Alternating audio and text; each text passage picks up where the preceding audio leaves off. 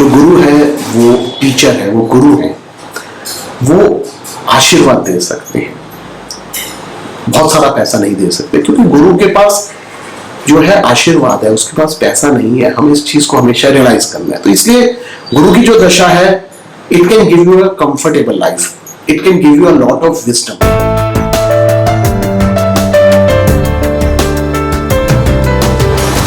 नमस्ते, हमारी दशा सीरीज में आज हम लोग बात करेंगे गुरु महादशा के बारे में। देखिए, अगर मैं गुरु महादशा की बात करूं तो जनरली गुरु जो जुपिटर प्लैनेट है, इसको एक बेनिफिक प्लैनेट माना गया है और ऐसा माना जाता है कि किसी भी जातक के ऊपर जब गुरु की महादशा आती है तो जनरली ये काफी अच्छे रिजल्ट्स देती है। गुरु के बारे में ये भी माना जाता है कि जहां पे इसकी दृष्टि पड़ती है, जिस भी घर के ऊपर, वहां पे गंगा जल का काम करती है और उसको अच्छे ही रिजल्ट्स देती है। बहुत क्लासिक्स ये बात भी करते हैं कि गुरु अगर केंद्र स्थानों में प्लेस्ड हो तो कुंडली के लाखों दोषों को दूर करता है। सो ओवरऑल गुरु एक बेनिफिक प्लैनेट माना गया है। और अगर हम अपने एक्सपीरियंस की बात करें तो जो देखा है मैंने अपने एक्सपीरियंस में, काफी हद तक जुपिटर जो है वो बेनिफिक रिजल्ट्स ही देता है। कुंडली में देखिए, अगर हम देखेंगे तो दो बेनिफिक्स हैं, एक जुपिटर गुरु और एक शुक्र। बुध तब बेनिफिक का काम करता है जब वो बेनिफिक्स के साथ प्लेस्ड हो, बेनिफिक्स के साथ ना हो। और चंद्रमा अगर स्ट्रांग होगा तो वो बेनिफिक्स का काम कर सकता है। बट मेजरली अगर आप देखेंगे तो गुरु और शुक्र ही हैं जो बेनिफिक प्लैनेट्स हैं। अगर गुरु की महादशा के बारे में मैं बृहद पराशर होरा शास्त्र, जो हम पंडित सीताराम झा का एडिशन रेफर करते हैं, उसको मैं देखता हूं तो वो सिमिलर बात करता है इस दशा के बारे में कि अगर गुरु केंद्र में प्लेस्ड होगा या त्रिकोण में होगा, स्व राशि में है, उच्च की राशि में है, मूल त्रिकोण साइन में है तो अच्छे रिजल्ट देगा। अगर नीच का है, दुश्मन राशि में बैठा हुआ है या 6-8 स्थानों में है तो अच्छे रिजल्ट्स वो नहीं देता है। तो ये उन्होंने जनरल बेसिक बात की है इस दशा में और बहुत ज्यादा कुछ डिटेल नहीं दिया हुआ। अब देखिए, मैं अपने एक्सपीरियंसेस इस दशा के बारे में शेयर करना चाहूंगा जो मैंने इतने चार्ट्स में एक्सपीरियंस किया है, because I have seen so many charts, almost 10,000 के आसपास चार्ट्स में देख चुका हुआ हूँ और मेरे पास अपने डेटाबेस में भी है इतने चार्ट्स। तो उसमें बहुत सारे लोग हैं जो मेरे को कंसल्टेशन के लिए आते हैं, उसमें गुरु की महादशा होती है और उनको उतने रिजल्ट्स नहीं मिल पाते समटाइम्स, जो बहुत सारे लोग प्रॉमिस करते हैं। तो इस वजह से क्वेश्चन उठता है। तो अगर आपका भी कोई सवाल हो तो यू कैन ऑलवेज कंसल्ट मी। मेरा नंबर डिस्क्रिप्शन में भी मिल जाएगा या वीडियो की स्टार्टिंग में भी you can find my number and I am available for consultations on WhatsApp.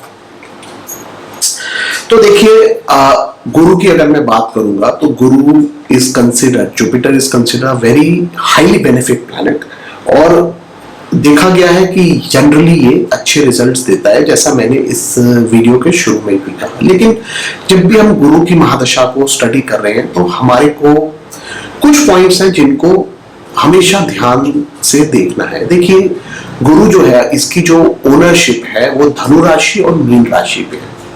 धनु जो है वो फायरी साइन है और जो मीन है वो वाटरी साइन है। जो गुरु का मूल त्रिकोण साइन है वो धनु है, तो that is a positive sign for Jupiter. और अगर धनु किसी भी कुंडली में अच्छी पोजीशन में होगा तो नेचुरली गुरु जो है वो स्ट्रांग हो जाएगा। फॉर एग्जांपल, जैसे अगर हम मेष लगन की बात करें तो वहां पे धनु जो है वो 9th हाउस बन जाता है, तो ऑटोमेटिकली एक त्रिकोण का स्थान मिल गया और मीन जो है वो 12th हाउस बनता है, न्यूट्रल हाउस है। तो ऐसे केसेस में अगर गुरु की महादशा आएगी तो बिकॉज उसका जो पॉजिटिव साइन है धनु वो स्ट्रांग है, तो वो अच्छे रिजल्ट्स देने की क्षमता रखती है। मैं सारे लगन नहीं कवर कर रहा हूं, just giving you an example. एक पॉजिटिव एग्जांपल दिया, अब मैं आपको एक नेगेटिव एग्जांपल दूंगा। Next I am taking taurus लग्न, वृषभ। अब देखिए, वृषभ राशि की अगर हम लगन की बात करें तो वृषभ में जो धनु है वो अष्टम स्थान बन जाता है, 8th हाउस। 8वां स्थान जो है दुस्थान है, अच्छा घर नहीं माना गया, और मीन जो है वो 11वां स्थान बनता है। तो इस वजह से मेष लगन के लिए, सॉरी वृषभ लगन के लिए गुरु जो है वो मैलेफिक प्लैनेट बन जाता है, because it is owning the 8th house and the 11th house, और हम लोग 11th लॉर्ड को मैलेफिक मानते हैं। तो इसलिए वृषभ लगन के केस में हमारे को जुपिटर की जो दशा है उसको काफी ध्यान से देखना है। और जो मैंने इन प्रैक्टिस इन एक्सपीरियंस देखा है तो वो ये देखा है कि गुरु की जो दशा है स्पेशली फॉर वृषभ लगन वो मिक्स्ड रिजल्ट्स देती है, जितना मर्जी अच्छा बैठा हो गुरु, बिकॉज उसकी ओनरशिप खराब है। तो पहली चीज जो फर्स्ट पॉइंट मैंने आप लोगों को बताया है, जब भी गुरु की महादशा आपको एनालाइज करनी है, वो ये देखना है आपको कि गुरु किसी भी लगन में किन हाउसेस को ओन कर रहा है। अगर आपको ये फाइंड आउट करना है कि कौन से प्लैनेट्स किस लगन के लिए मेलेफिक्स हैं या बेनिफिक्स हैं, तो मेरी पूरी लगन की सीरीज है, वो प्लेलिस्ट है, आप देख सकते हैं, आपको मिल जाएगा उसमें कि हमने किस लगन के लिए कौन से प्लैनेट्स को बेनिफिक माना है या मेलेफिक माना है। तो उससे आप देख पाएंगे, इजीली आपको पता चल जाएगा कि आपके लगन के लिए गुरु एक मेलेफिक प्लैनेट है कि बेनिफिक प्लैनेट। तो फर्स्ट थिंग व्हेन जुपिटर महादशा स्टार्टिंग, आपको ये देखना है कि वो किन हाउसेस को ओन करता है। ये तो हो गई ओनरशिप की बात। सेकंड प्रिंसिपल देखिए, बेनिफिक प्लैनेट्स जो हैं वो किसी भी कुंडली में 3rd और 11th हाउस में अच्छे नहीं माने गए। मतलब एक बोला जाता है कि मेलेफिक्स जो है वो 3 और 11 में होने चाहिए, और बेनिफिक्स जो है वो केंद्र और त्रिकोण में होने चाहिए। तो नेचुरल है, अगर गुरु जो है आपकी कुंडली में केंद्रों या त्रिकोण में बैठा होगा then it will give good results. यही वो 3rd और 11th में बैठा होगा तो उतने अच्छे रिजल्ट्स नहीं दे पाएगा, it will give mixed results. देखिए 3rd की अगर मैं बात करूंगा तो 3rd में जुपिटर बैठ के डेफिनेटली 7th हाउस और 9th हाउस इन दोनों घरों को अच्छा प्रोटेक्ट करता है, तो मैरिज के लिए और ओवरऑल भाग्य के लिए अच्छा होगा। लेकिन बिकॉज पराक्रम में गुरु बैठ गया है, और अगर अकेला बैठ जाए, कोई मेलेफिक साथ ना हो, तो पराक्रम इतना स्ट्रांग नहीं होगा। ऐसे लोग जो है पुरुषार्थ करना पसंद नहीं करेंगे। सिमिलरली अगर 11th में आ जाए और उसकी दशा आ जाए तो क्या होगा कि इनिशियली ये दशा इनको इजी मनी दे देगी, और उस वजह से एक आलस्य का फैक्टर आ सकता है। तो इसलिए 3rd और 11th का जब भी गुरु की दशा होगी, you have to see it with a question mark. तो ये हमारे दो प्रिंसिपल्स हो गए। थर्ड प्रिंसिपल जो है, देखिए गुरु चाहे कुंडली में एक्सॉल्टेड हो या ओन साइन में बैठा हो, हमारे को एक चीज जरूर देखनी है कि अगर गुरु के जो साइंस हैं यानी धनु और मीन, उनमें मेलेफिक्स आ गए तो डेफिनेटली वो प्रॉपर्टीज गुरु में आ जाती है। तो फॉर एग्जांपल अगर किसी की कुंडली में गुरु मीन में बैठा हुआ है और मीन जो है केंद्र में हो फॉर एग्जांपल, और आइदर मीन इज इन त्रिकोण, जैसे कर्क लगन की बात करें तो वहां पे मीन राशि 9th हाउस में आ जाती है, मान लेते हैं कि वहां पे गुरु बैठा हुआ है। लेकिन जो धनु साइन है, धनु साइन कर्क हमने एग्जांपल लिया तो उसी को मैं आगे कंटिन्यू करूंगा। तो धनु वहां पे 6th हाउस बन जाता है इन कर्क लगन, और इस धनु में अगर सपोज कीजिए मैलेफिक प्लैनेट्स बैठ गए आके, अगर मंगल बैठ के आके, तो वो मार्स की जो मैलेफिक प्रॉपर्टीज हैं वो ऑटोमेटिकली गुरु में इन्फ्यूज हो जाएंगी, और गुरु की जो दशा है वो मार्स के कुछ रिजल्ट्स भी देगा। सो 100% पॉजिटिव नहीं रह पाएगी वो दशा। इसी प्रकार अगर गुरु मैलेफिक साइंस की राशि में बैठ जाए, जैसे फॉर एग्जांपल शनि की राशि में बैठा हो या मंगल की राशि में बैठा हो, ऐसे केसेस में भी मिक्स्ड रिजल्ट्स आपको मिलेंगे। 100% पॉजिटिव रिजल्ट्स जुपिटर की महादशा नहीं देगी। तो जब भी हम स्टडी कर रहे हैं, हमारे को इस चीज को बहुत ध्यान से देखना है जब भी गुरु की महादशा हम देख रहे हैं। सिमिलरली एक नेक्स्ट प्रिंसिपल आ जाता है यहाँ पे, इसी को ही एक मॉडिफिकेशन है जो हमने मेलेफिक्स की बात की है कि अगर गुरु के ऊपर मेलेफिक प्लैनेट्स की दृष्टि पड़ जाए, मंगल की या शनि की, ऐसे केसेस में भी वो जो दशा है वो मिक्स्ड रिजल्ट्स देगी। हमें देखना ये पड़ेगा कि मार्स और सैटर्न किन हाउसेस को ओन कर रहे हैं, उसी हिसाब से आपको रिजल्ट्स मिलेंगे। अब एक और पॉइंट आ जाता है, गुरु और शुक्र अगर एक साथ बैठ जाए या आपस में परस्पर दृष्टि हो, तो भी हमारे को बहुत कॉशियसली देखना है इसको, because they are not friends. एक देवताओं का गुरु है, एक असुरों का गुरु है, तो इसलिए दोनों में मतभेद होना ही होना है। तो वो भी हमें ध्यान से स्टडी करना है।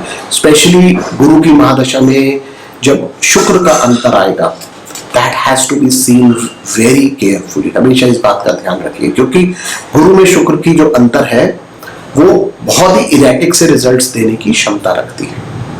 तो ये कुछ पॉइंट्स हैं मेरे, जो मैंने अपने एक्सपीरियंस में देखा है। जब भी आप गुरु की महादशा को देख रहे हैं, आपको इस चीज को देखना है ध्यान से और स्टडी करना है।